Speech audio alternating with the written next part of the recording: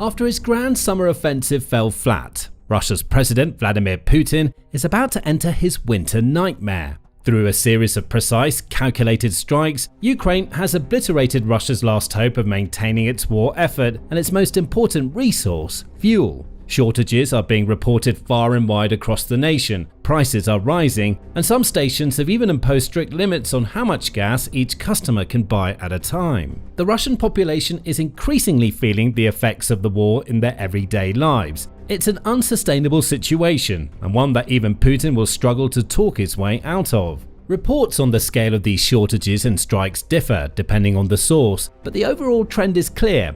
And it's all thanks to Ukraine's remarkable long-term strategy, which has consisted of identifying the most important high-value targets both in occupied territories and within Russia itself, and taking them out with expert precision. While Russia was busy bombing hospitals and sending record-setting swarms of drones towards Kyiv and other towns and cities across Ukraine, Ukrainian forces followed a completely different tactic. They weren't interested in killing Russian civilians or blowing up residential buildings. They wanted to hit the Kremlin where it hurt the most, taking out the pieces of infrastructure that were most vital to keeping the country's war machine up and running. And what does any machine need to run? Fuel.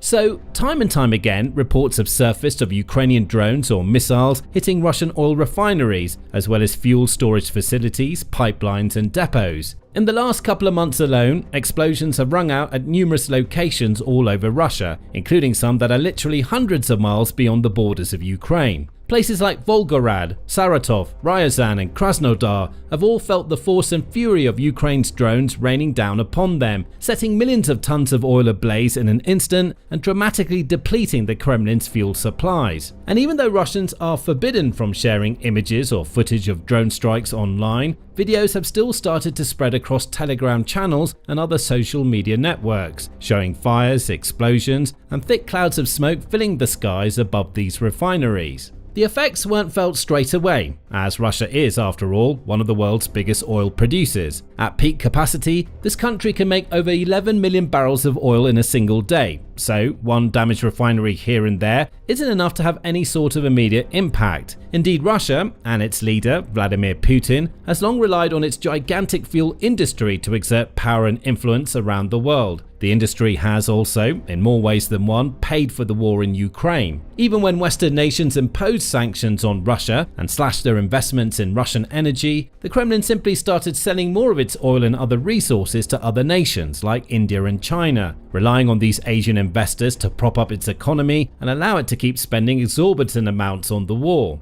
But as time went by and Ukraine struck more and more of these important fuel-related targets, cracks began to show in the once impenetrable Russian oil industry. Back in July, for example, Russia imposed a gasoline exports ban for oil producers. At the time, officials stated that this was simply because of high levels of demand associated with summer travel and grain harvesting, but many analysts believe there was a direct link with the increasingly frequent Ukrainian attacks on oil refineries. Soon after, reports of delays and disruptions began to emerge. There were stories of lines several miles long, made up of motorists queuing up to fill their vehicles with gasoline. Meanwhile, Russia-appointed leaders of occupied Ukrainian territories began to openly admit to fuel shortages. Yevgeny Belitsky, for example, the Russia-backed governor of Zaporizhia, reported that high levels of demand, combined with oil refinery repair works and the threat of further Ukrainian strikes, was causing disruption.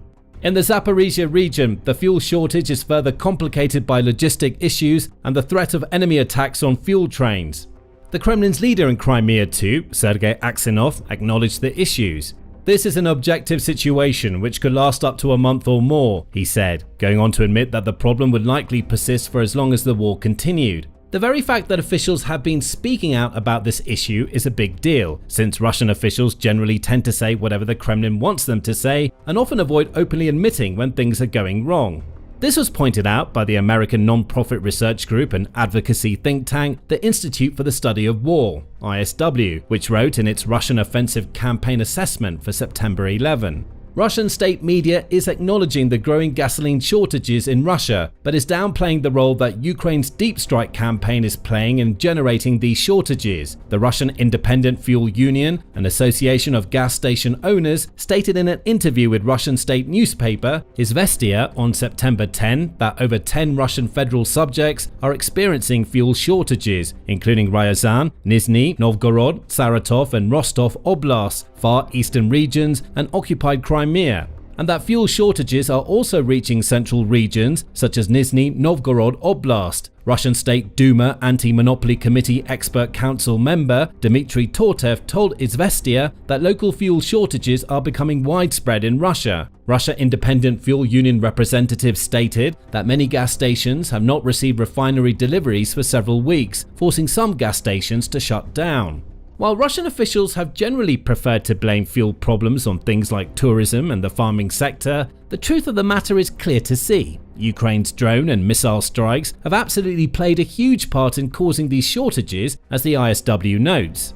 ISW continues to assess that Ukraine's strike campaign against Ukrainian energy infrastructure is impacting Russia's domestic gasoline market, exacerbating shortages and causing price spikes that will likely push inflation upwards and create further macroeconomic instability in Russia. It's noteworthy that Russian state media is more openly discussing gasoline shortages, as it suggests that the issue is beginning to permeate into more mainstream Russian society.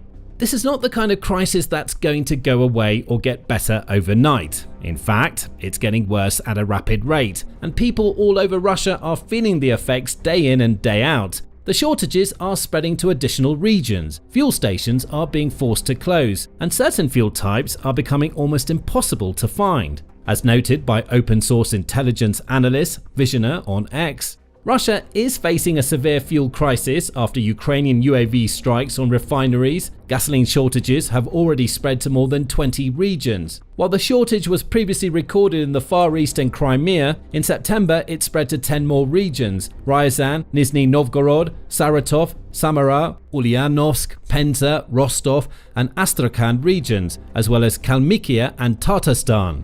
Some refineries have not supplied 92 and 95 octane gasoline for several weeks, and some are completely closed or operating irregularly. Reports also emerged in mid-September of some Russians being forced to turn to black market suppliers and pay astonishing prices of up to $9 a gallon to get the gas they need, with some opting to stock up before the rates went even higher. It's worth noting that in Russia, the median salary is just $1,200 a month, and many people live on far less than that. For many, the black market rates are far too high, but even the official gas station prices are also becoming increasingly out of reach for average people. On September 10, according to Russia's own official statistics, average fuel prices were around 64.01 rubles per litre, as reported by journalist and documentary filmmaker Tim White.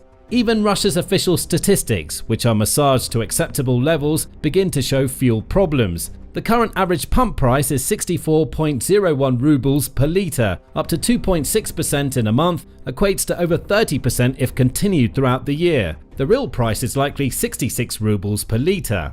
That worked out around $2.66 per gallon. Now, as shown in images shared by the X account Jay in Kyiv, that figure has almost doubled in certain regions. The Kremlin's fuel crisis is now becoming unmanageable, as the few stations that still have gasoline are now charging the equivalent price of $4.52 per gallon. It now costs half the median monthly salary to fill a tank. And that's not all. In more cities and more regions, the problems are spilling over, and gas station managers clearly have no idea how to cope or what to do, with many resorting to bizarre strategies in a bid to try and contain the crisis. Some have imposed strict limits on how much fuel each person can buy, as reported by open source intelligence analyst Special Kherson Kat. The fuel crisis is rapidly spreading to more and more cities and regions across Russia. Every day, one can find not just one, not a few, but dozens of reports that the fuel crisis is spreading or worsening. At many gas stations where fuel is still available, gasoline is being dispensed in quantities of either no more than 10 to 20 litres per vehicle or only for specialised vehicles. This is the clearest indication that the attacks on Russia's fuel infrastructure are working and should continue and intensify. Other gas station chains, meanwhile, have tried alternative tactics. The HTK chain, for example, decided to stop selling 92 gas to regular customers, making it available to loyal fuel card owners only. Fuel shortages in Russia keep deepening. In Caucasia, the entire network of HTK gas stations has stopped selling AI-92 to regular customers, only allowing purchases with fuel cards. In Crimea, about half the stations are closed.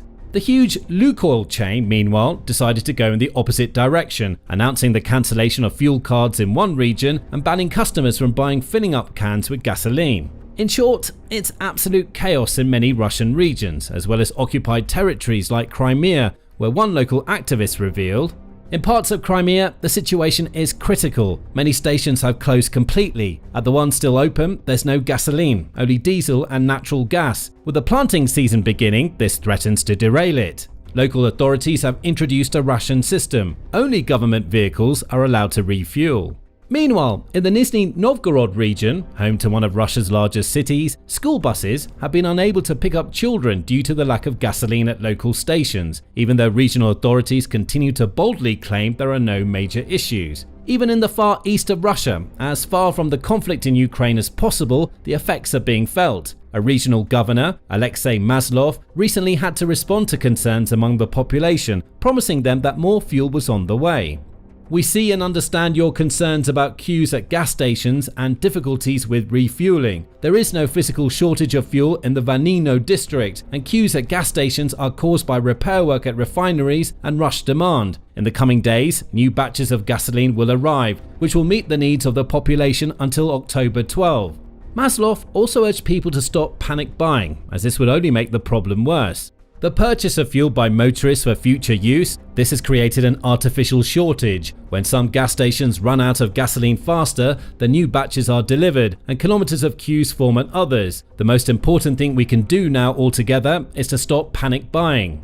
Unfortunately, many people are unlikely to heed Maslov's call. With the situation becoming increasingly desperate and many Russians fearful that the shortages will only worsen in the weeks to come, panic buying is likely to continue. The more that happens, the worse the crisis will become, and black market sellers will become even bolder, pushing their prices higher to take advantage of people's desperation. For so long, a large percentage of the Russian population hadn't really felt the effect of their country's war with Ukraine. For many, it was just some sort of distant conflict, a so-called special military operation that should be all taken care of quite quickly and wouldn't impact their own lives in any notable way. But as the war has gone on, month by month, year by year, it has slowly but surely come closer to home, with everyday Russians feeling the impact bit by bit. Obviously, they don't feel it anywhere near as much as Ukrainians, who have seen their homes blown to bits and their towns and cities reduced to rubble. But Russian people are at last starting to see the truth and experience the consequences of the Kremlin's aggression.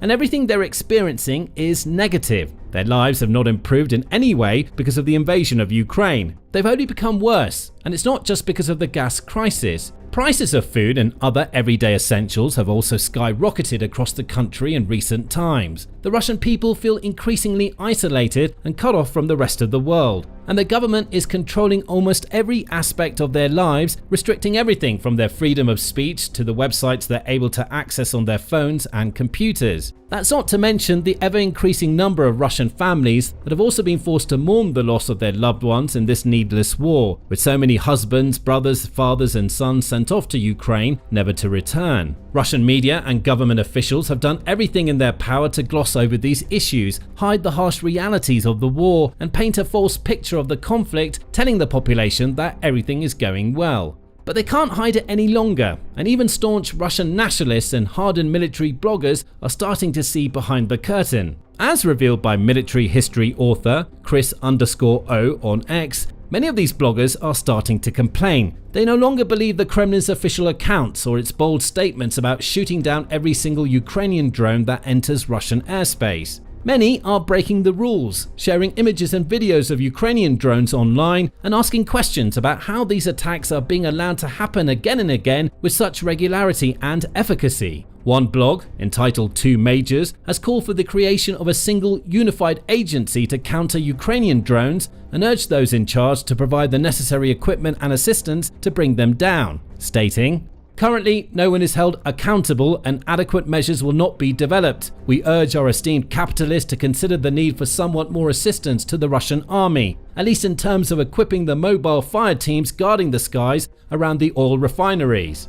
Some bloggers have come up with their own conspiracy theories about how and why these attacks are occurring. Some say that gas industry officials are literally allowing their refineries to be blown up as some sort of bizarre scheme to push fuel prices higher. Others, meanwhile, have suggested a more realistic theory, arguing that Russia is quite simply running low on the surface-to-air missiles needed to bring Ukrainian drones down. And without adequate defenses in place, it just isn't possible to stop these attacks. For Ukraine, meanwhile, this is all about the end result of a long and hard-fought campaign that has demanded an extraordinary amount of hard work, intelligence, patience, and precision. Analysts suggest that drone and missile strikes have effectively taken out a quarter of Russia's entire oil refining capacities, as revealed by Igor Susko on X. Russian news confirmed 25% of oil refining capacity is offline from Ukrainian strikes. 27,000 tons of surplus crude oil daily with nowhere to go. 50% of gas stations in occupied Crimea out of business. 14.2% of gas stations shuttered in the southern federal district. What's more, despite having a strong energy industry, Russia lacks storage capacity for its excess crude oil. This issue has been compounded yet again by Ukrainian forces, who have repeatedly targeted oil tanks and other storage locations, leaving Russia with fewer and fewer places to put oil while it carries out repairs at its refineries, pipelines, and other important locations. That in turn means that crude oil production has to be reduced even further, because there's simply nowhere for the oil to go. On top of all of this, Ukraine has also started hitting natural gas facilities, adding further pressure on Russia's energy sector. On September 25, the Ukrainian commander-in-chief, Oleksandr Syrsky, summed up the situation. The capabilities of the enemy's military-industrial complex have been significantly reduced. We can see this on the battlefield. This is a fuel crisis in Russia.